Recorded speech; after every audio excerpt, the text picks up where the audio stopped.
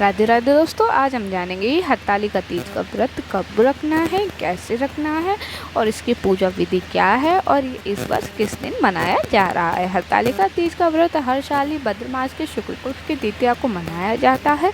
यह व्रत इस साल 2 दिन पड़ रहा है, 25 और 26 तारीख को, लेकिन इस व्रत का समय 26 तारीख को है क्योंकि ये 25 तारीख की दोपहर से शुरू होगा।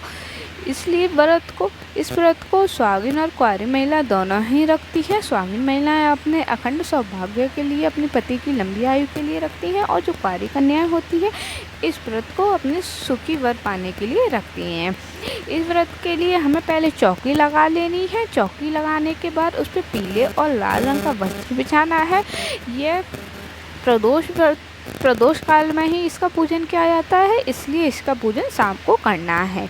आप 16 श्रृंगार करके ही इस व्रत को कीजिएगा क्योंकि ये व्रत सुहाग की लंबी उम्र के लिए ही होता है। सबसे पहले आसन ले लेना है और उस पर चीटे लगा लेने हैं और अक्षत लगा के आसन लगा देना है। आप शिव पार्वती और उनके समस्त परिवार की तस्वीर भी ले सकते हैं या मूर्ति भी ले रख सकते हैं।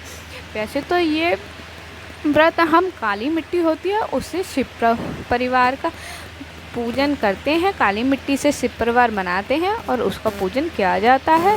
आप पंचमाला भी ले सकते हैं पंच फूलों की बना के, या केले के पत्ते भी ले सकते हैं। केले के पत्ते चौकी पे लगाने के बाद हमें कलश पर धराना है। इस व्रत में कलश पर धराना आवश्यक होता है। कलश पंधराने से ही ये व्रत पूर्ण माना जाता है। अगर कलश नहीं पंधराएंगे तो ये व्रत पूर्ण नहीं माना जाएगा। सबसे पहले हमें अष्टकलियों का कमल बना लेना है चावलों से, जैसे कि इस वीडियो में दिखाया जा रहा है। ऐसे ही आपको भी अष्टकलियों का कमल बना लेना है और उस पर कलश पधरा लेना है। कलश आप चाहें तो किसी भी चीज़ का ले सकते हैं, पीतल का भी ले सकते हैं या फिर तांबे का भी कलश ले सकते हैं।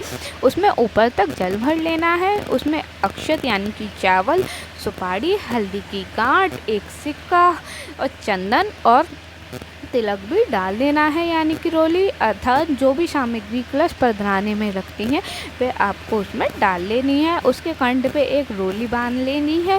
रोली बांधने के बाद आप चाहे तो आम के भी पत्ते ले सकते हैं या फिर अशोका के भी पत्ते ले सकते हैं। उन पत्तों पे तिलक और रोली लगाकर, चंदन लगाकर उसे कलश में पधरा लेना है। उसके बाद आपको एक पात्र लेना है, उसमें ऊपर तक अक्षत भरे हुए होने चाहिए। अक्षत भरे होने के बाद में आपको कलश पर स्वास्तिक बनाना है। स्वास्तिक आप चाहें तो रोली से भी बना सकते हैं, चंदन से भी बना सकते हैं या फिर हल्दी से भी बना सकते हैं। उसके बाद आपको एक घी का दिया लेना है। गाय के घी का भी दिया ले सकते हैं या फिर तिल के तेल का भी आप इस्तेमाल नहीं कर सकते हैं। किसी कारणवश घी नहीं उपलब्ध हो पाता है तो आप पूजा में तिल के तेल का भी इस्तेमाल कर सकते हैं। इस्तेमाल करने के बाद में ये जो दिया है कलश के ऊपर पधरा लेना है। अपना कलश पूर्ण हो चुका है। ऐसे ही कलश पधराया जाता है इस व्रत में, जैसे कि इस वीडियो में दिखाया जा रहा है। दिया जलाने के बाद में धूप दीप करके हम अपने मन से कहते हैं सभी समस्त परिवार को शिव पार्वती, कार्तिक गणेश और उनके महाराज नंदी और शेर को भी तिलक कर लेंगे और भाव रूप से ही उन्हें स्नान करा के छींटे मारकर उन्हें स्नान रूप से, भाव रूप से ही कलावा समर्पित करेंगे वस्त्र रूप में और माता पार्वती को चुन्नी समर्पित कर देंगे। उसके बाद समस्त परिवार को तिलक करना है। चंदन और रोली से माता पार्वती, शिव, गणेश, कार्तिक या उनके महान नंदी और सिंहराज को, मोर को, सभी को तिलक कर लेना है। त्रिदेवों की भी पूजा की जाती है आज के दिन और माता गौरी के समस्त परिवार की भी पूजा की जाती है। उसके बाद इत्र सेवा कर लेनी है। अगर मूर्ति है तो आप ऐसे भी इत्र सेवा कर सकते हैं। उसके बाद हल्दी लगा के भी माता पार्वती को हल्दी में पानी मिला के थोड़ा सा माता गौरी के हाथों पे लगा लेना है। उनके हाथों को रंग देना है और बेलपत्तर पे चंदन लगाकर शिव जी को अर्पित कर देना है। अगर कोई मनोकामना पूर्ण के लिए माता गौरी ने शिव जी को ये बेलपत्र और जो वन में पुष्प फूल मिलते हैं उन्हीं से ही इस पूजा में प्रसन्न किया था अपना सुखी वर खाने के लिए।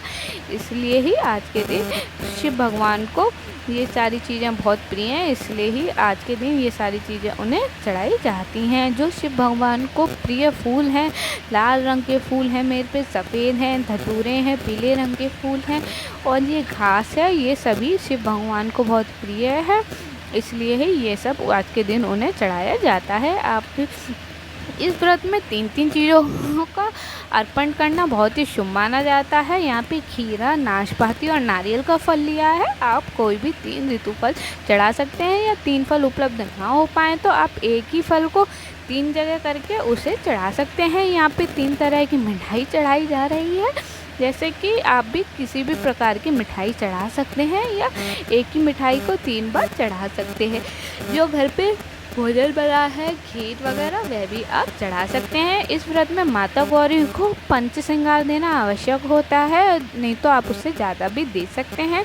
इसमें चूड़ी, बिंदी, सिंदूर, महावर, मेहंदी ये सब आवश्यक होता है, इसे पंच श्रृंगार कहते हैं। आप चाहें तो ज़्यादा श्रृंगार भी माता रानी को दे सकते हैं। उस जो आपने बिंदी चढ़ाई है माता रानी को, उसे ही माता रानी के मस्तक पे लगा देनी है। जो आपने श्रृंगार माता रानी को भेंट किया है, ये श्रृंगार नया होना चाहिए, पुराना नहीं होना चाहिए। उसके बाद हम हरतालिका तीज की व्रत कथा पढ़ेंगे। जो कथा होती है वह कभी भी खाली हाथ नहीं पढ़ते हैं, पुष्प लेके या अक्षत लेके कथा को सुना जाता है। उसके बाद माता की आरती कर लेनी है। हरतालिका तीज को हरतालिका तीज इसलिए कहा जाता है क्योंकि आज के दिन जब माता भगवान शिव के लिए व्रत रख रही थी तो उनकी सखियों ने उन्हें अपहरण कर लिया था। हरित का मतलब होता है अपहरण करना और तालिका का मतलब होता है सखियाँ, इसलिए इसे हरतालिका तीज भी कहा जाता है। हरतालिका तीज को पूजा करने के बाद में आप चौकी पे 3 या 4 बार गंगा जल के पूरे चारों चौकी पे घुमा के हाथ जोड़ लेने हैं जल के छींटे लगा के और प्रार्थना करनी है, हे माता रानी मेरे सुहाग को अमर बनाए रखना। और जो कुंवारी कन्या है वे प्रार्थना करेंगे कि हमें अच्छा और सुखी वर प्राप्त हो। ऐसे ही पूजा करनी है। अगर जो सिंदूरी होती है जो आपको आपके विवाह में मिली है या आप नई भी लेके आ सकती हैं, वो माता रानी को उसमें नया सिंदूर डालना है और 5 से 7 बार लगाना है। मतलब कि आप जितनी बार भी माता को सिंदूर लगाएंगी उतनी ही बार उनसे लेके अपनी मांग में वह सिंदूर सजाना है। आप 5 बार माता को सिंदूर लगा रही हैं तो 5 बार ही माता की मांग में से लेके अपने भी सिंदूर मांग में सजा लेना है। इसे कहते हैं माता से सुहाग लेना भी कहा जाता है। ये जो माता का सिंदूर होता है इसे अपनी मांग में सजाने का मतलब होता है कि माता जैसे आपका सुहाग अमर है ऐसे ही हमारे सुहाग को भी अमर बनाए रखना। आपको अगर ये वीडियो अच्छी लगी हो तो प्लीज़ मेरे चैनल को लाइक करें, शेयर करें, सब्सक्राइब करें और ऐसे ही और वीडियोस के लिए मेरे चैनल के साथ जुड़े रहें। और इस व्रत के बाद में जो हरतालिका तीज के दिन लड्डू गोपाल की सरल पूजा विधि कैसे करनी है, हरतालिका तीज वाले दिन अपने लड्डू गोपाल की पूजा कैसे करनी है, वह वीडियो भी देखने के लिए इस चैनल से जुड़